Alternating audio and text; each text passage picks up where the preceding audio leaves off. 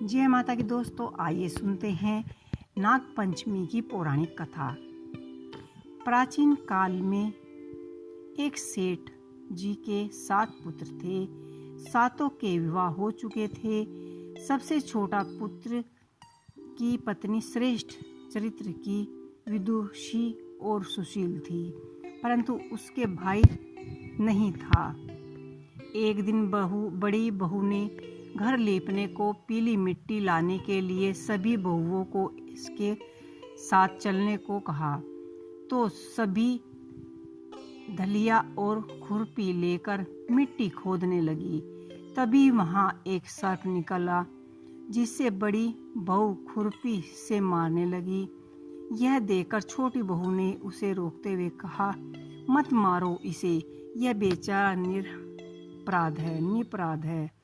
यह सुनकर बड़ी बहू ने उसे नहीं मारा।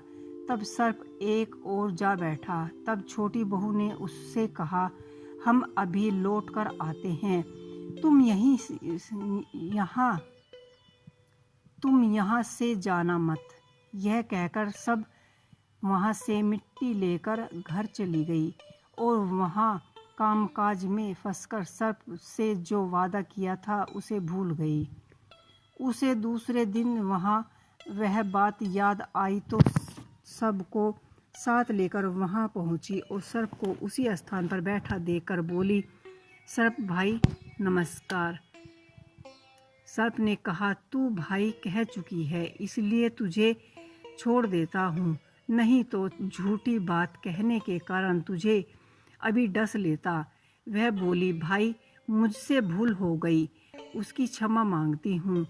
तब सर्प बोला, अच्छा तू आज से मेरी बहन हुई और मैं तेरा भाई हुआ, तुझे जो मांगना है सो मांग ले। वह बोली, भैया मेरा कोई नहीं है, अच्छा हुआ जो तुम मेरे भाई बन गए। कुछ दिन व्यतीत होने पर वह सर्प मनुष्य का रूप रखकर उसके घर आया और बोला कि मेरी बहन को भेज दो।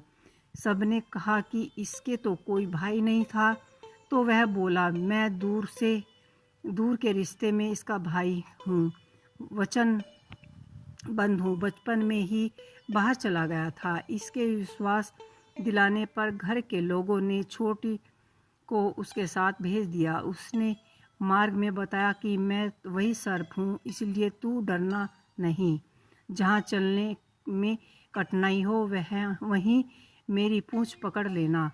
उसने उसके कहे अनुसार ही किया और इसी प्रकार उसके घर पहुँच गए। वहाँ के धन ऐश्वर्य को देखकर वह चकित हो गई। एक दिन सर्प की माता ने उससे कहा, मैं एक काम से बाहर जा रही हूँ, तू अपने भाई को ठंडा दूध पिला देना। उसे यह बात ध्यान नहीं रही और उसने गर्म दूध पिला दिया। उसमें उसका मुंह बेतरह जल गया। यह देखकर सर्प की माता बहुत क्रुद्ध हुई, परंतु सर्प के समझाने पर शांत हो गई। तब सर्प ने कहा कि बहन को अब उसके घर भेज देना चाहिए। तब सर्प ने और उसकी पिता ने उसे बहुत सारा सोना, चांदी, जवाहरात, वस्त्र, भूषण आदि देकर उसको घर पहुंचा दिया। इतना ढेर सारा धन देखकर बड़ी बहू ने ईर्ष्या से कहा कि भाई तो बड़ा धनवान है, तुझे तो उससे भी धन लेना चाहिए। सर्प ने यह वचन सुना तो उस सब वस्तुएं सोने को लाकर दे दी। यह देखकर बड़ी बहू ने कहा, इन्हें झाड़ने की झाड़ू भी सोने की ही होनी चाहिए। तब सर्प ने झाड़ू भी सोने की लाकर रख दी। सर्प ने छोटी बहू को हीरा मणियों का एक अद्भुत हार दिया। उसकी प्रशंसा उस देश की रानी ने भी सुनी और वहाँ राजा से बोली कि सेठ की छोटी बहू का हार यहाँ आना चाहिए। राजा ने मंत्री को हुक्म दिया और उसका वह हार लेकर शीघ्र उपस्थित हो। मंत्री ने सेठानी जी से जाकर कहा कि महारानी जी ने छोटी बहू का हार पहनेंगी, वह उससे लेकर मुझे दे दो। सेठानी जी ने डर के कारण छोटी बहू से हार मंगाकर दे दिया। छोटी बहू को यह बात बहुत बुरी लगी।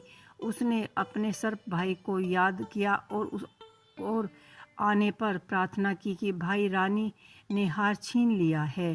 तुम कुछ ऐसा करो कि जब वह हार उसके गले में रहे तब तक के लिए सर्प भाई बन जाए, और जब वह मुझे लौटा दे तब हीरो और मणियों का हो जाए।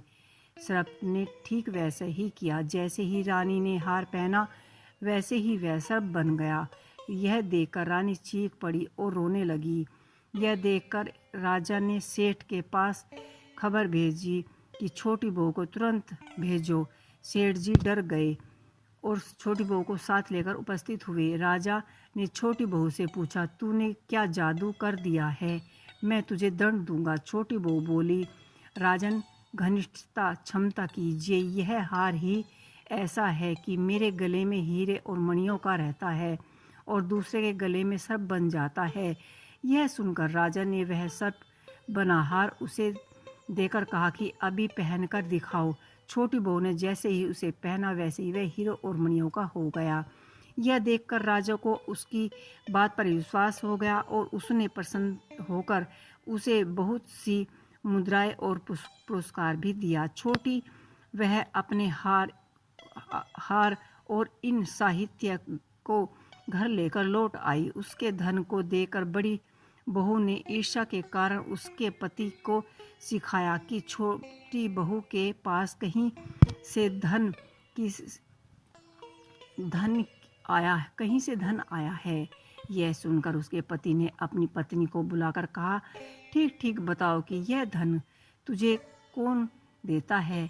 तब वह सर्प को याद करने लगी। तभी उसी समय सर्प प्रकट होकर कहते हैं कि यदि मेरे धर्म बहन के आचरण पर संदेह प्रकट करोगे तो मैं उसे खा जाऊंगा। यह सुनकर छोटी बहू का पति बहुत प्रसन्न हुआ और उसने सर्प देवता का बड़ा सत्कार किया। उसी दिन से नाग पंचमी का त्यौहार मनाया जाता है और स्त्रियां सर्प को भाई मानकर उसकी पूजा की करती हैं। तो ये थी नाग पंचमी की पौराणिक कथा। आपको कैसी लगी हमें कमेंट बॉक्स में लिख के अवश्य ही बताइएगा। जय माता की।